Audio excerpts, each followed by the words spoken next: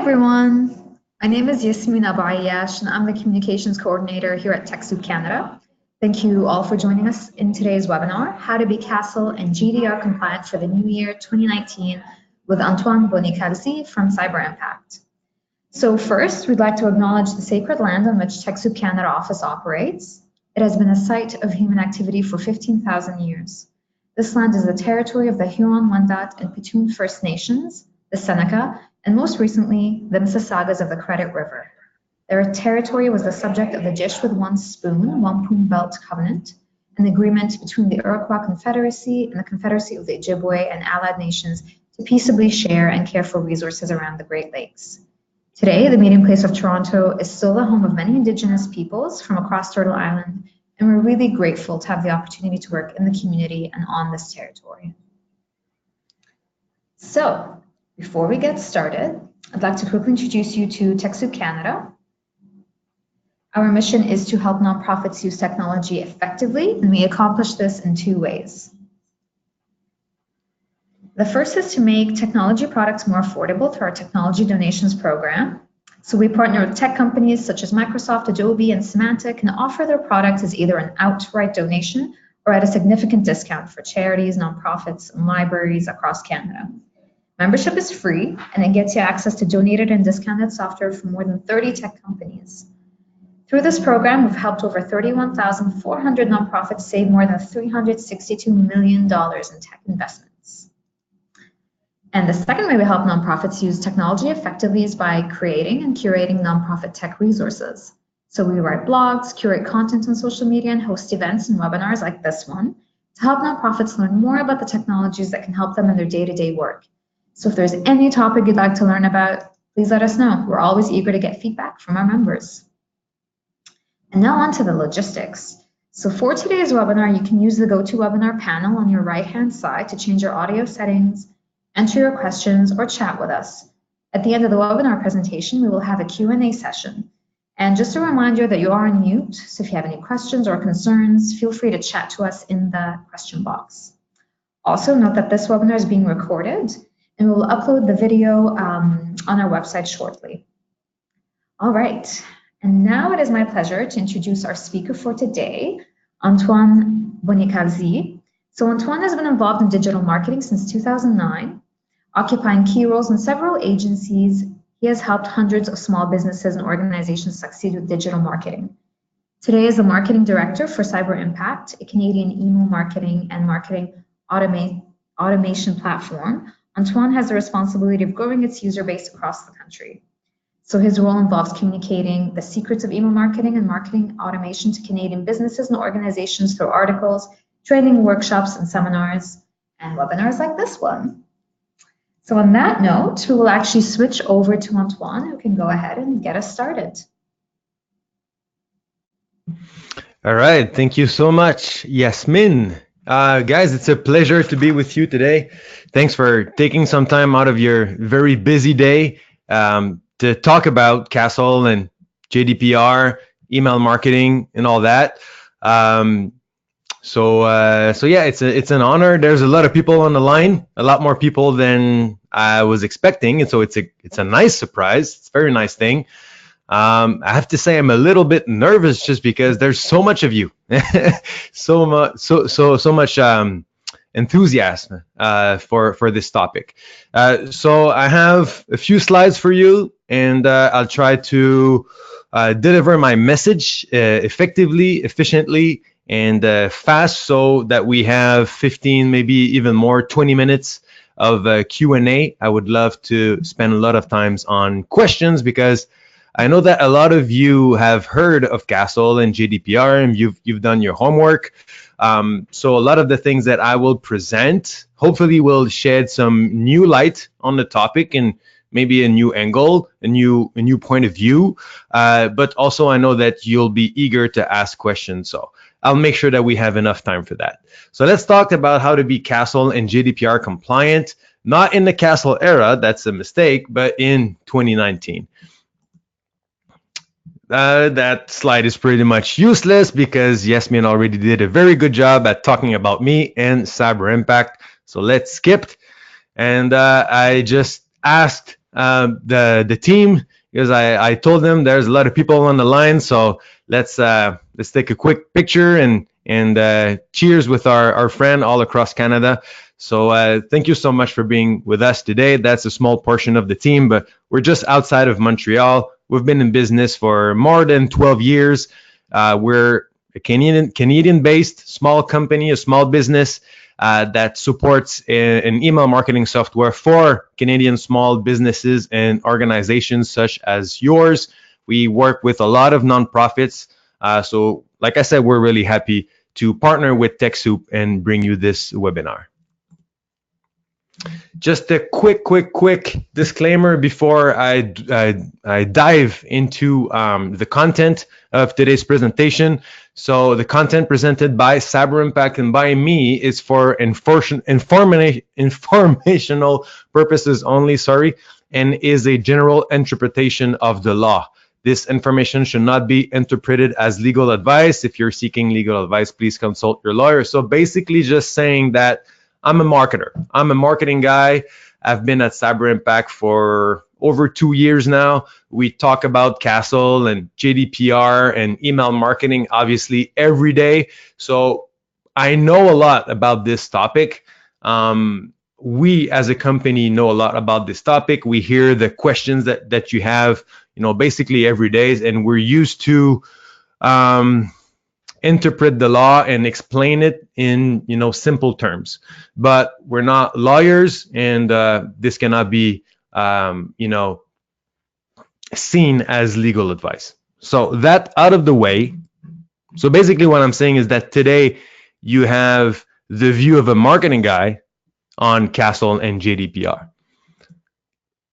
So let's demystify CASL, Canada's anti-spam law. It's been around since 2014 now, so it's been quite a while, going on 5 years, and I know that you know about it, you've heard about it, but let's try to make sure that we're all on the same page and demystify the law. Now, before we go into that, that the title of this presentation is How to Comply with Canada's Anti-Spam Law. So I'm kind of assuming that everyone wants to comply with the legislation. I know that if you read some articles or if you talk to maybe some lawyers, as I discussed with Ben before we went live, there's still some contradiction. Is a nonprofit or a charity, do they have to comply with the law? Some people will say, no, you can just discard, everything, and you don't have to comply. Some other interpretation of the law will say that all organizations have to comply with Canada's anti-spam law, whether or not you're, a corporation, a nonprofit, a charity. And our view at Cyberimpact is that all organizations in Canada should comply with the law. Now that, and also you should comply, you probably have to comply because it applies to you. But I think also that nonprofits and charities should probably be, good citizens and want to comply with all the laws in effect, in Canada. So I'm starting with that premise that we're all here to be ethical. We're all here to try to comply with the law and take it seriously.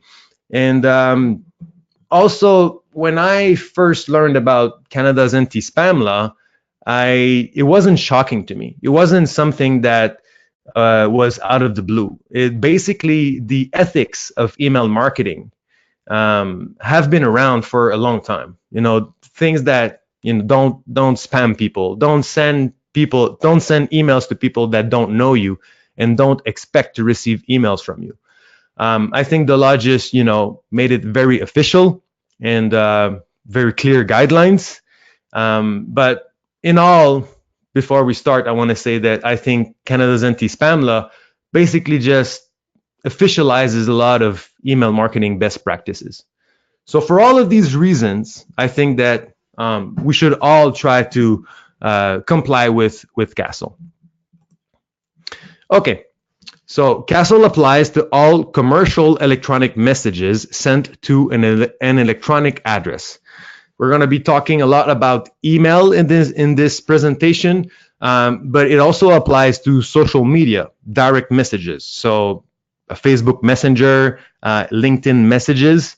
It doesn't apply to publications, so posts that a page will do, like an organization will post on their social media account, on their news feed. It doesn't apply to that. But it applies to one-to-one direct messages through social media and also text messages. But my expertise is more in email. And when we think about CASL and GDPR, a lot of the questions and a lot of the issues are around email. And spam is a much bigger problems in emails. And I would say that most of the fines, most of the organizations, the companies that have been fined when it comes to CASL, it was because of emails. All right, so the question is, what's a commercial email? I think that a lot of the emails that you might be sending as a nonprofit, as a charity, they might not be commercial emails because you probably don't really sell anything. But I think that it's pretty easy, and this is where there's a gray area. It's pretty easy even for a nonprofit to send an email that can be viewed as a commercial electronic message. If you send an invitation to an event, if you send an invitation to a fundraising event, if you want to, sell tickets to something, even in the end, if the goal is not to make a profit, you're still requesting people to do something that really clearly. So it could be seen as a commercial, message. Even if you're a charity and you're asking for money, even if the cause is very good, I think in the court of law, it could still be viewed as a commercial electronic message. I don't know. Like I said, I'm not a lawyer, and also we need some precedent, common law. So as the law sees, more and more cases, then it can probably be clearer. Also, it's important to know that Cyberimpact and other relevant organizations in Canada, we've sent feedback to the government asking them to clarify the law, and we've received a response saying that they would work on the law, on an update of the CASL legislation, and try to make it a lot clearer and clear up a lot of those gray areas. But that's already been a year and we haven't heard anything back. So let's not wait on the government to clarify things for us. It might come in the future, but who knows when. So basically, the law prohibits sending out commercial electronic messages without the recipient's express or implied consent. So you can't send a commercial email to someone who either hasn't given you the consent or that you don't have an existing relationship with. So express consent is someone that said, yes, I want to receive your emails. Then you have an express consent, and express consent are great because they don't expire unless someone unsubscribes or takes away the consent, cancels it. Or you can have an implied consent. An implied consent is, yes, you did not give me your permission, but we have a relationship together that gives me an implied consent. So an express consent, like I said, the person has consented to receive communications from you. So a verbal agreement, but technically you would have to record your conversations. An electronic proof, so someone fills out a form on your website. You would have to have a mechanism in place to save the proof of consent, so the name, the date, email, etc. If you use an email marketing software like Cyberimpact or like others, you should have automatically all of those proofs archived. And if you need them, it's there. Written proof. So if I don't know, if you go to an event, you organize an event, and people can subscribe by filling out a paper form. You would have to keep all of that also handy. An implied consent, when you can demonstrate that your business or your organization has a relationship with the person, but without having obtained his or her consent to receive communications from you. So the law specifies some accepted forms of implied consent. We know that this is a very this is not a complete, and this is not an exhaustive list of different, business relationship that can exist, especially for you as nonprofit, charities, etc. It can be more complicated than, a contract or a client or a request for a quote. But the text law did specify some accepted forms of implied consent. So here they are. But this is one of the points that we really ask the government for more clarifications. So someone that has a contract with you, or someone that becomes a customer, you would have 24 months after the purchase is done or after the contract is over, you still have an implied consent. So as long as someone is, quote unquote, a customer, the implied consent is valid. And even after the person is not a customer anymore, you still have, two years of implied consent. So we can extrapolate. When someone is a member of your organization, if someone is a donor with your charity, I would view them as a customer, quote unquote, and you would have an implied consent, to send other commercial messages to them. When that relationship is over, so let's say the membership is expired, something like that, then you would still have 24 months to keep sending your newsletters and commercial emails, promotional emails, invite them to other events, invite them to resubscribe as a donor, things like that. If someone is just interested, they have not entered into a relationship with your organization, but they ask for more information. In the business world, it would be someone that requests information on a service or a product, or someone that asks for a quote. But in your case, could be someone that fills out a form for more information, or someone that fills out a form to attend a free event. So those people are interested, but they're not really ready to engage and go to the next level. So these people, you still have an implied consent, but that implied consent would only last 6 months. So you can see that it's the examples that are there are really more for the business world. But like I said, we can extrapolate and see what's the equivalent for you as nonprofits or even as charities. If you have publicly posted email addresses that you can find online and that do not have, specifically say that you should not contact them, you can still contact them. But I think that this is an example, this is a line to not cross, because if you just, find email addresses in a directory somewhere online, it becomes more like one-to-one cold emails. And this is something that I think could put you in trouble. But the other forms of implied consent are fine. By the way, they're fine for CASL. We'll see a bit later how, if you also want to comply with GDPR, that you might have to have other policies, internal policies. So you also have obligations when you send those commercial emails. The subject line must describe the email content, so it needs to be logical. Of course, when we craft, and marketing and communication people know that, we have to make sure that we stand out. We have to make sure that it's enticing, that people want to open the email.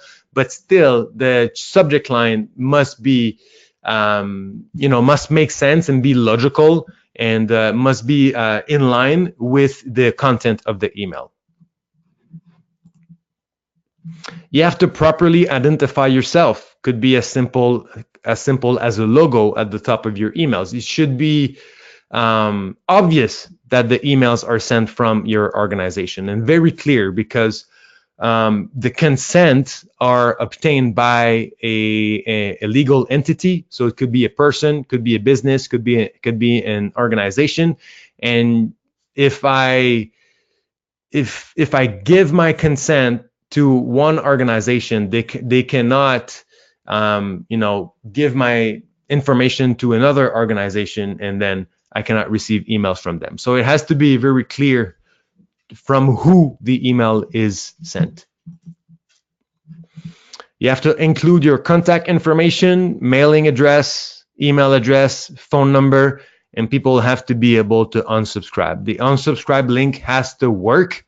And if someone clicks on an unsubscribe and remove their consent, you do have 7 days to oblige. It should be automatic. It's a lot simpler if it's automatic. If you use an email marketing software, the unsubscribe link will be there automatically, and people can click and unsubscribe. But sometimes, you know how it is in IT, and when we're in small organizations, we might have many people sending out emails. We might have many lists. We might use more than one software. Maybe you have something like Cyberimpact for your newsletter, but you also have a CRM or something like that, a central database, and you also send some emails from those two systems. So if someone unsubscribes from one place, you need to unsubscribe them, from the other place, and you do have a grace period of 7 days.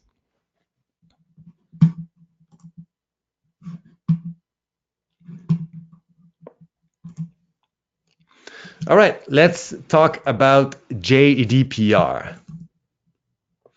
So the General Data Protection Regulation, also known as GDPR, is the European Union's new privacy law. Its aim is to give greater protection and rights to individuals in the EU in regards to the collection and use of their personal data. So it's a lot broader than CASL. CASL is basically for electronic messages. Here we go maybe higher. They try to tackle the problem higher. They talk about collecting personal data and how to use it. So it's a lot broader. Maybe it's a bit more severe or strict, but still. All right, sorry. Does it apply to your organization? If there is there's a gray area, and people don't always agree if CASL applies to all organizations. Again, I'm not a lawyer, but I really do think that GDPR, on the other end, applies to all types of organization. But if your organization has members, donors, or website visitors in the European Union, you must be in compliance with the GDPR. Also, if you collect personal data from European citizens, for example, through a subscription form on your website, or if you send commercial emails, the GDPR applies to you, and it is your duty to comply. So if you do have members, if you do have donors, if you try to actively, quote unquote, recruit people in Europe, if you send email newsletters and any promotional emails, any emails really to European citizens, then you have to have GDPR in mind, and you have to do at least the minimum to try to comply or to comply. So what do we mean by personal data? By personal data, we mean anything that can identify an individual. So it's age, ethnicity, gender, the postal address, job position, biometric data such as fingerprints, medical information, unique identifiers such as IP address, location data, email address, etc. So yeah, so it's a lot of things. It's very broad, depending on what kind of information you request from members, website visitors, donors, etc. You might ask for a lot of these things. It can be just asking for an email address. It can be as simple as a simple form to join your email newsletter and just asking for the email address. We usually have also cookies on our website, so we probably detect IP addresses, location data, stuff like that. So it's very broad, but it can be as simple as an email address. We also we hear a lot about the three actors of the GDPR. So it makes the distinction between three actors. The data subject, so the person whose personal data is being collected, which could be users, website visitors, or members, like I said. The data controller, so the entity who is asking users, website visitors, or customers for their personal information. So your organization would be considered the data controller. And then the data processor. So a third party that processes and stores the data on behalf of the data controller. For example, Cyberimpact is a data processor because data controllers, so organizations will use Cyberimpact to collect collect data from data subject.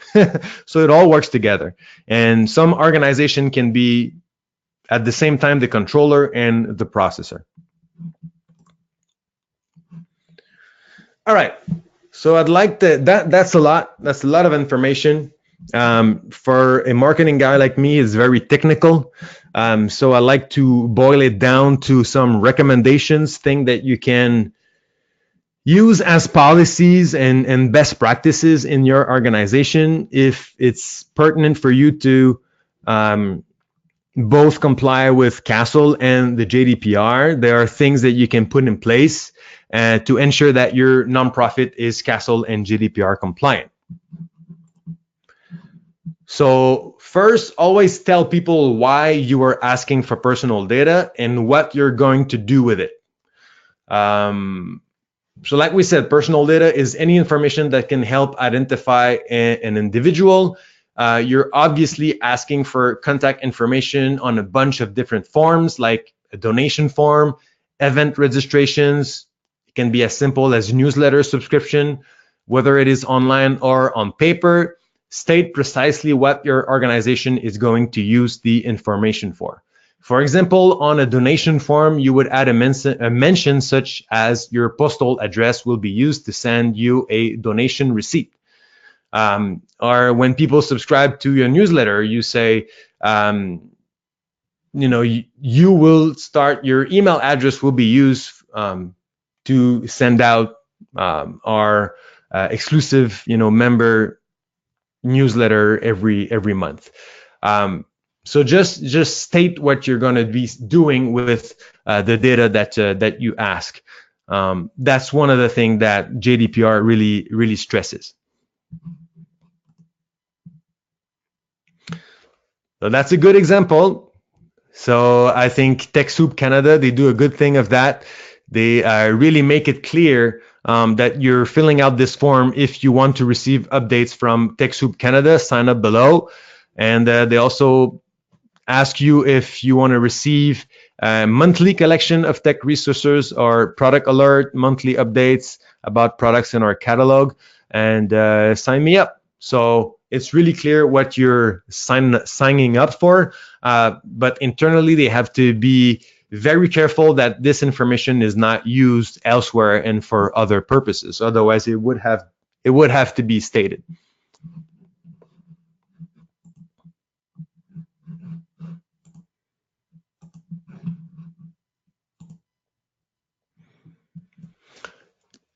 My other recommendation is only ask for the personal data that you really need. GDPR advocates a concept called privacy by design. So privacy by design basically means that your organization has to always think about what's the safest thing to do in order to protect personal privacy. The simplest way to be safe with personal data is to handle as little of it as possible. So make your forms as short as they can be while still being effective. That's also a best practice if you want to make sure to improve the conversion rate of your forms. You want to make them as short as possible. And so it's just, privacy by design. Just make it as simple as they can be. Don't ask for any additional information that you're not going to be using and that you're not stating how you're going to be using it. Always get consent before sending out mass email. So both CASL and GDPR talk about consent, but in a very different way. With CASL, you have to have prior consent before you send a commercial electronic message to someone. But with GDPR, you have to have clear consent before you collect personal data. In either case, you should have consent before you add someone to an email list and send them, newsletter or other promotional emails. So make sure that subscription forms explicitly ask people if they want to receive emails from you and that people have to perform an action to give consent. For example, like ticking a checkbox next to a mention, like I want to receive news and invitations from, organization X. So we talked about the fact that there is an exception in CASL that states that electronic messages that ask for donations to a charity are exempt from the law. So that's true. But as soon as the message or a part of it can be considered a commercial nature, CASL applies. What's commercial and what's not, it's a gray area. So what's certain is that if an email promotes the sale of tickets or an event or contains ads from sponsors, it is a commercial email. So I believe it's hard for organization to have different processes for different types of emails. So mistakes can be made. So for simplicity's sake, only send mass emails to people who have given you consent. And I would add, so yes, if you want to also make sure to be GDPR compliant, stick with express consent. The thing is that we talked about, like in CASL, if we have a relationship together, if I'm a member, for example, you can send me commercial emails without my express consent. But to be GDPR compliant, you have to have my consent to collect my personal data before you send me emails. So if you want to keep it simple, stick with express consent. People who have given you the permission of collecting their information and permission to receive emails.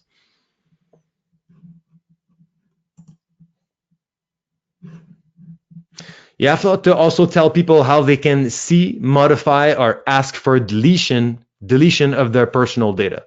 So the GDPR states that people should be able to review the personal information that you have on them.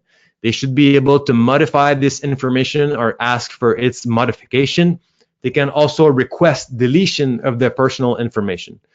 Again, if you use a professional email marketing platform as well as a centralized CRM, these things will be a lot easier.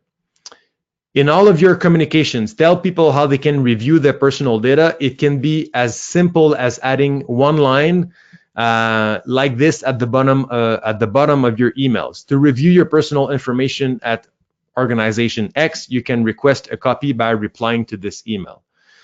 So yes, it's a lot simpler if people can click on a button to review their information and delete their profile themselves and modify their profile themselves. But if it's not possible for you, you can just tell people to reply to an email and ask for a copy of the information that you have on them. It's a bit more low tech, but at least you'll be covered that way.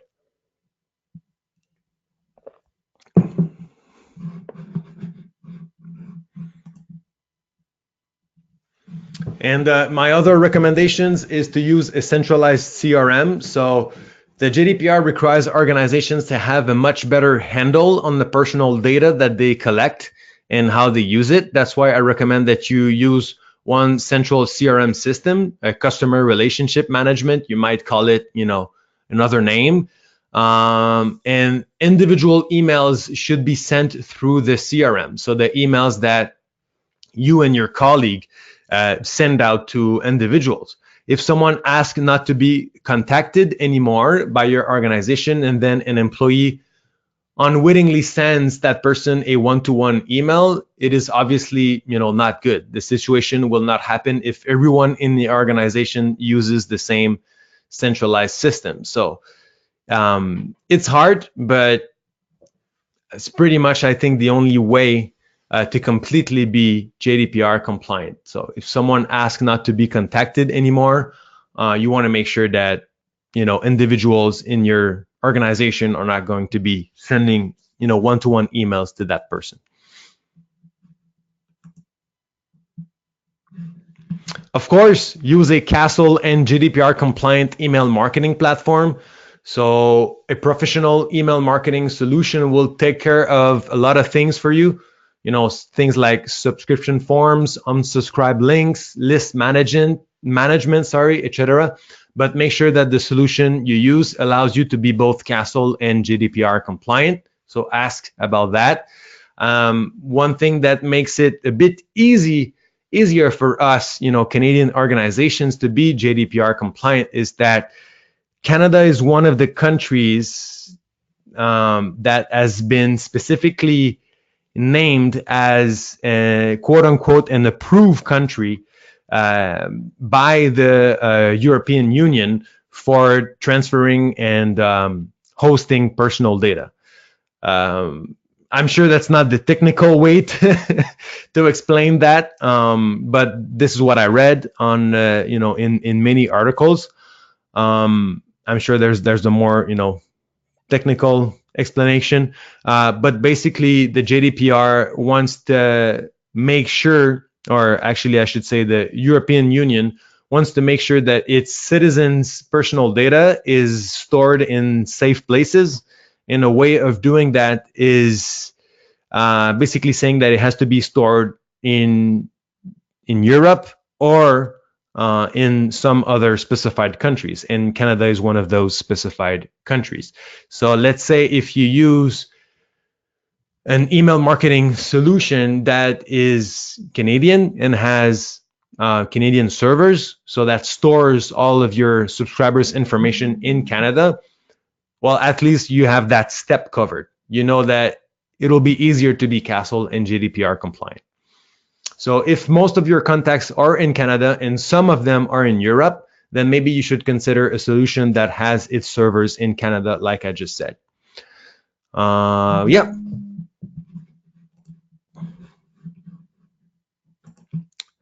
Now the question is, can you still promote your cause using email? Well, my answer is, absolutely. We work with a lot of nonprofits, and we help them making sure that they'd have everything covered, and we would love to also work with you and answer all of your questions, technical questions. But you can still send event invitations for sure, newsletters,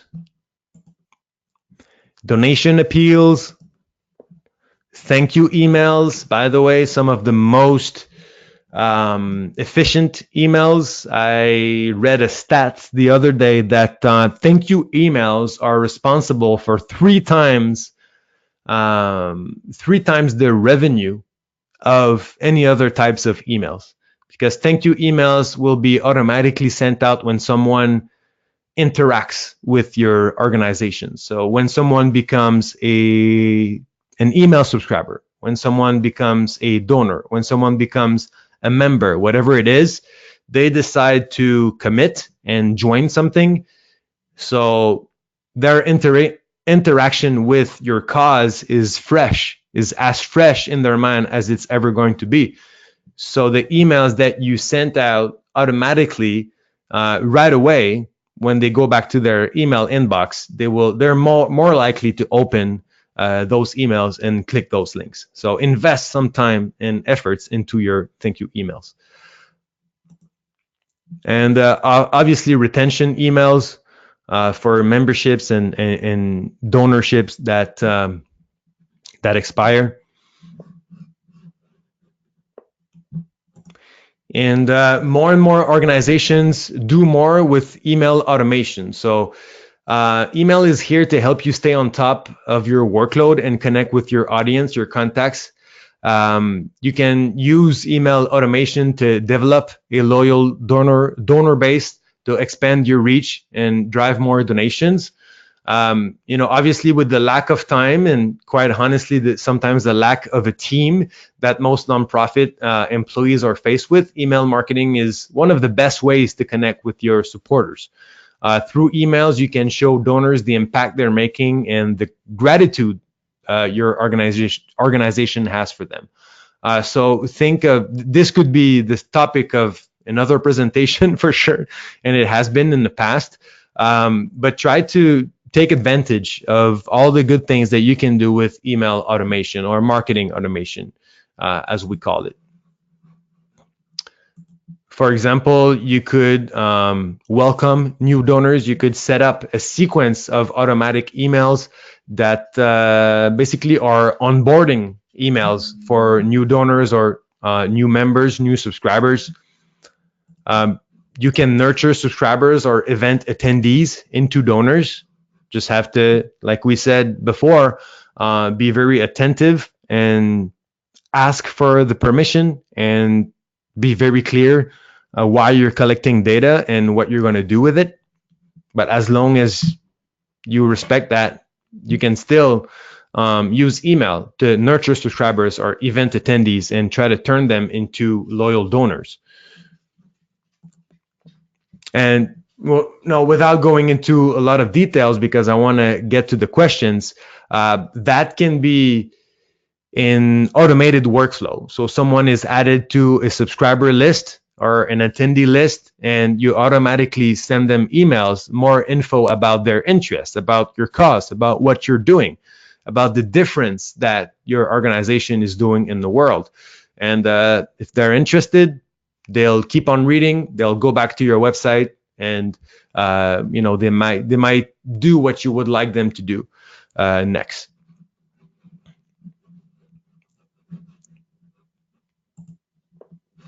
And obviously, as a Canadian email marketing platform, Cyberimpact makes it very easy to comply with CASL and also at the same time GDPR. So we are there to help. You can create your free account at cyberimpact.com. We would love for you to try the tool and get in touch with my colleagues at technical support. And now I'm going to answer your questions.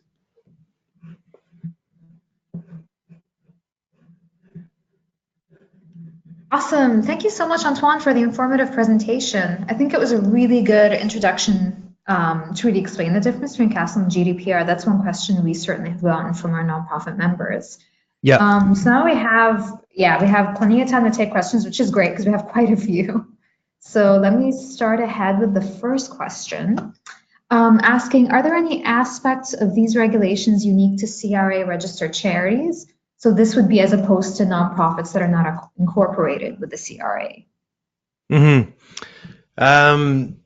Yeah, so I would say that I don't know the specifics for charities. Like I said in the very beginning of this presentation, I think that all organizations, it is my belief that all Canadian organizations should strive to comply with CASL, because you never, if you comply with CASL, it opens you up, to sending maybe emails that could be viewed as commercial emails. So basically, if you comply, you're not in fear of an email that could be, or any electronic message that could be viewed as a commercial email. So I would not want to try to walk that line. I would prefer complying with the legislation, and then you're in the clear.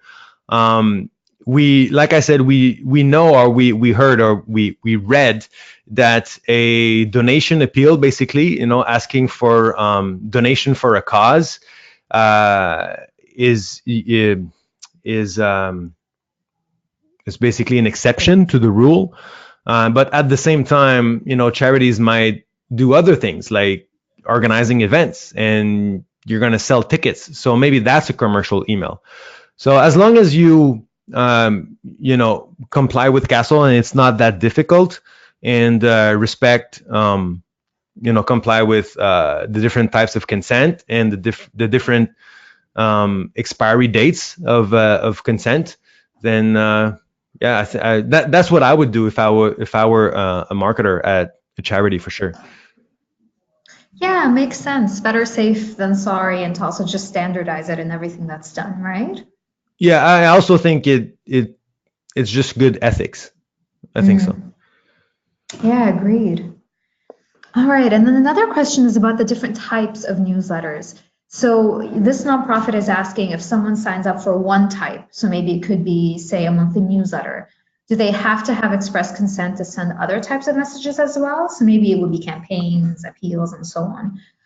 Or does express consent only cover that one item they signed up for?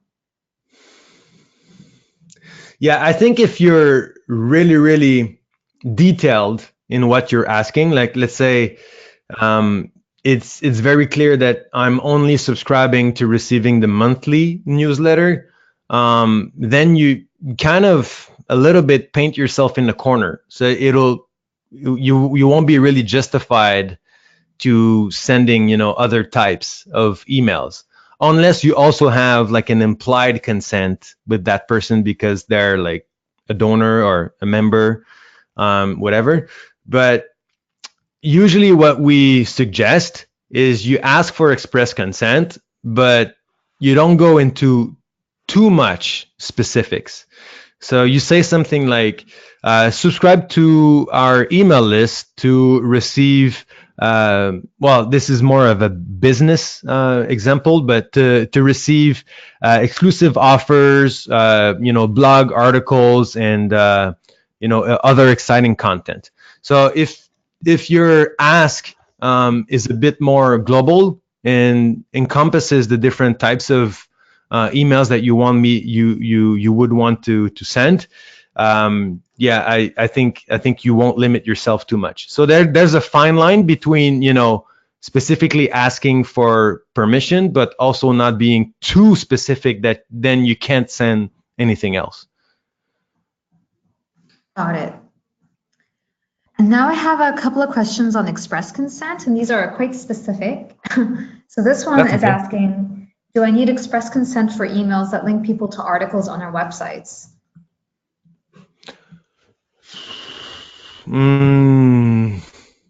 Yeah, I think so. I would say so, because otherwise we go back to the question, what's a commercial email and what's not. So I understand that it's a bit more tricky when we're talking about nonprofits or charities, because let's say if we're talking in the business world, if you send people back to your website, even though the article is not selling something, the website is. So where does it end, and where does it start and where does it end? I think you need consent. I think you need consent, and let's not forget that the only way that you can get quote unquote in trouble for CASL, at least, is if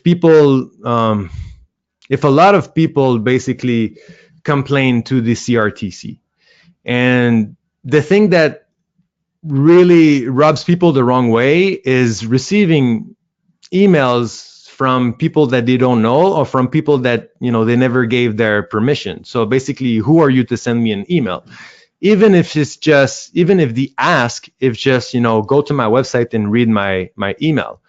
And I think you will be viewed. It'll be viewed negatively by people who receive those emails. I think you won't get a lot of opens and a lot of clicks anyway. So I think it's just, if we're not even talking about the law, it's just best practice to ask for the permission first. So I think people that need to at least know that they subscribe to receive your blog posts before you send them. I think so. But then also implied consent is fine in that regard. Yeah, I think that was exactly the question. There was, sort of in brackets, these are not sales or financial transactions, so is it still covered?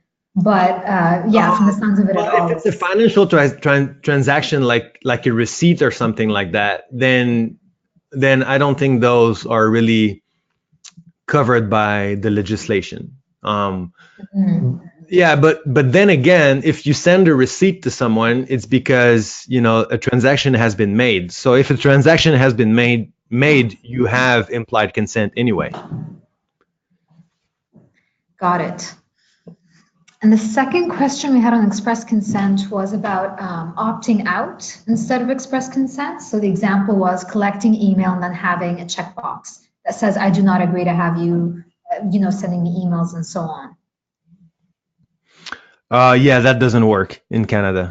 Okay. That's. No. I was like, that's a quick answer. Just no. No, yeah, no, it's not. Because also, I don't know if you remember, but in 2014, there was a frenzy. Everyone was, for the first time hearing about CASL, and a lot of people sent out emails, basically asking people to confirm their consent. The thing is, if you send an email asking for consent, that email, that if you didn't have consent, you don't have permission of even sending that email. So no, be careful. Okay. And then there was a question about written consent. So I know you'd mentioned the paper copy. So this example is someone is at a conference and they get signups for an email list. The question is, do they need to keep the written copy, or is a scanned copy sufficient? No, a scanned copy would be enough, I think. No, that's what I would recommend anyway. Yeah, you can scan it, archive it somewhere. Just be careful where that information is stored. Once again, if we're talking about GDPR, make sure that maybe it's on your own server or something like that. But yeah, no, I would not necessarily keep the paper, but if it's scanned, I think it's fine. Yeah. And is there a certain period of time in which these records have to be kept? Yeah, I'm not sure about that. I would have to check. Okay, sounds good. So we can also do that and maybe include that in the post, which we will put up later by the end of the week with a recording, and we'll have an answer to that in there. Because we are, as well, I should tell our members, listing a few resources that Antoine shared with us and blog posts in the webinar post, so that should be helpful. Okay, now we have another question here saying the online forms the nonprofit use are generic. So should they begin asking where geographically the person is located? So, they used, for example, the TechSoup subscription form that you had shown. How do they determine whether a boundary, is GDPR is crossed? Well, that's the thing. It's really hard. I mean, unless you want to, I don't know, somehow, like your website or your web server or something that tracks people's IP address. But then again, that's not really reliable because people travel all the time and use proxies and stuff like that. So it's hard. I think the GDPR is nice, but we kind of have to comply at least with the broader guidelines, because you don't really want to prevent people from the EU from even visiting your site or subscribing to your newsletter. So I think if in the slightest if you have like a global audience, you kind of have to make sure that all your forms everywhere where you collect information, that you kind of comply with the GDPR anyway. So try to. I think the simplest policy to have is by default we comply with, GDPR's guidelines. And I know you'd mentioned cookies during the presentation. So some individuals are asking, they visited some sites where as soon as they get onto that main page, a box pops up, right? Clarifying that the website uses cookies. So the question is that part of GDPR? Is it necessary for them to have it on their website as well? Yeah, that's a good question as well, and I'd like to make a bit more research. So we can again, make sure to try to include some sources, and make more researches. So yeah, I'd like to get back to that question in the post that will be on your site. I know that for CASL, it's not something that you have to have in place. And as a marketer so far for Cyberimpact, like we've decided not to include that. Obviously, when people subscribe to be a member, we state a lot of those things, but just website visitors, I'm not sure 100%. I certainly see a lot of those notifications on European websites. But I would have to check specifically. I'd like to get back to you on that. Yeah, it's certainly the first time I've seen that question being asked, so it's definitely a pretty good one. All right, and now we have a question from a nonprofit saying they don't, that a lot of nonprofits don't use CRMs, and I think they're saying the ED, sends emails from Outlook, Mail, Gmail, and so on. So their question is, if you don't use a CRM and it's low tech, what should you be looking out for in terms of compliance? I mean, my answer would be get a CRM, and then a lot of your problems will be solved. But do you have any advice for them on that? Yeah, because I mean, for everything that is mass email, you don't necessarily need a CRM because I mean it would make your life easier. But in terms of making sure that you don't send like a newsletter to someone who unsubscribed, it can be done through MailChimp or Cyberimpact or Constant Contact, whatever. So that can be covered. I think that the danger, quote unquote, is to send is the emails that are sent out from individuals emails inbox, so like from your Outlook, because on the recipient's end they won't always make the difference between like a newsletter and just like a one-to-one email. So I don't I don't really know. Maybe there's a policy of logging into the email provider and just checking if the person is still subscribed before we send those one-to-one emails.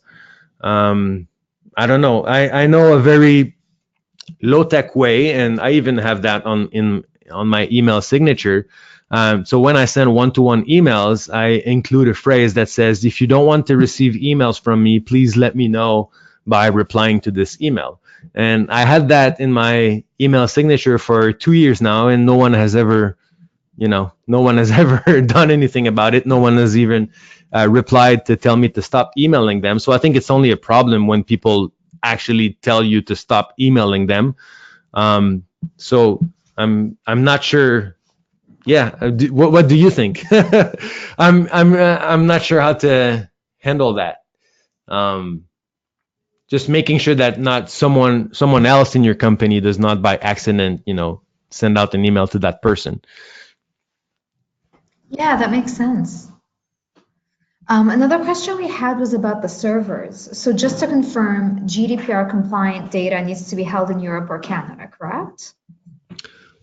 Other countries were specified. It wasn't just Europe or Canada. It was Europe or certain countries. But Canada was one of the specified, quote unquote, allowed countries. Because this nonprofit is saying many of the major services are USA based. So the question was, would a simple spreadsheet for a small organization that is stored in a US cloud collaborative service such as like Google Drive be compliant? Yeah, but I think the US is also okay. I have to check because there was a pretty technical caveat, like a pretty technical detail there. But just make sure that the service that you're using is GDPR compliant, because I would say that most of the big players, you're talking about Google Drive or I don't know, Salesforce or something like that, the big providers, they made adjustments and they took steps to make sure that they were GDPR compliant. Because it would have been, they would be losing a lot of money. So I would not worry too much about, big suppliers. You can just, ask the question or check on their website if you're not sure. But yeah, just making sure. Makes sense. All right. So that's all the time we have for today because it's now 1 p.m. So I really want to thank you, Antoine, again for sharing your knowledge with us and for answering these questions. And I'd like to thank everyone for taking the time out of your day to join us. So just a reminder that we'll post the webinar recording and slides on our website within a week. And please fill out our brief post-webinar survey that will launch after the session if you have any additional questions or if we weren't able to answer your questions today. All right, so thanks, Antoine. Thanks, everyone, and have a great rest of your day. Thanks for having me. Take care.